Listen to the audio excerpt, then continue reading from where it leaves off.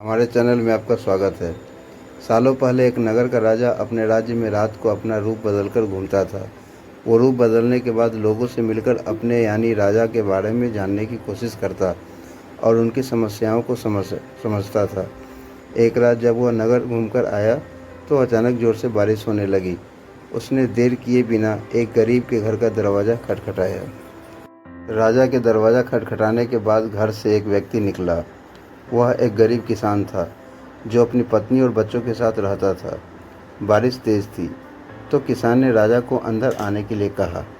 राजा ने घर में जाने के बाद पूछा, क्या आप मुझे कुछ खिला सकते हैं? मुझे बहुत तेज़ भूख लगी है।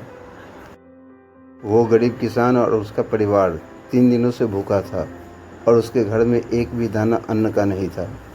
किसान के मन में हुआ कि भले ही हम भूखे हैं लेकिन अपने अतिथि को यूं भूखा नहीं रख सकते। अब किसान ये सोच सोचकर बेचैन हो गया कि अपने अतिथि का पेट कैसे भरा जाए। तभी उसने घर के सामने वाली दुकान से चावल चुराने की तरकीब सोची। उसने सिर्फ अतिथि के लिए ही 2 मुट्ठी चावल लिया और उसे पकाकर राजा को खिला दिया। तब तक बारिश रुक गई थी और राजा अपने घर चला गया। दूसरे दिन दुकान का मालिक अनाज की चोरी की शिकायत लेकर राजा के पास पहुंचा। राजा ने दुकान के मालिक और उस गरीब किसान को अपनी सभा में प्रस्तुत होने का आदेश दिया। सबसे पहले सभा में पहुंचे किसान ने राजा के सामने जाकर अपनी चोरी का इल्ज़ाम कबूल कर लिया और बीती हुई रात की पूरी बात राजा को बता दी। किसान राजा से कहता है कि मैंने चोरी की लेकिन मेरे परिवार ने उस अनाज का एक निवाला भी नहीं खाया। गरीब किसान की बातें सुनकर राजा बहुत दुखी हुआ और उसने किसान को बताया कि अतिथि के रूप में मैं स्वयं तुम्हारे घर आया था। इसके बाद राजा ने सभा में पहुंचे दुकानदार से पूछा कि क्या आपने अपने पड़ोसी को चोरी करते हुए देखा था?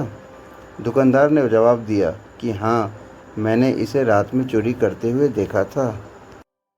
दुकानदार की बात सुनने के बाद राजा कहता है कि इस चोरी के लिए मैं पहले जिम्मेदार हूँ और फिर दूसरा तुम हो, क्योंकि तुमने अपने पड़ोसी को अनाज की चोरी करते हुए देखा मगर कभी उसके भूखे परिवार को नहीं देखा।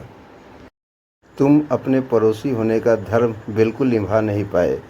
इतना कहने के बाद राजा ने दुकानदार को सभा से जाने के लिए कह दिया और किसान की अतिथि निष्ठा भाव को देखकर उसे 1000 सोने के सिक्के इनाम के रूप में दे दिया।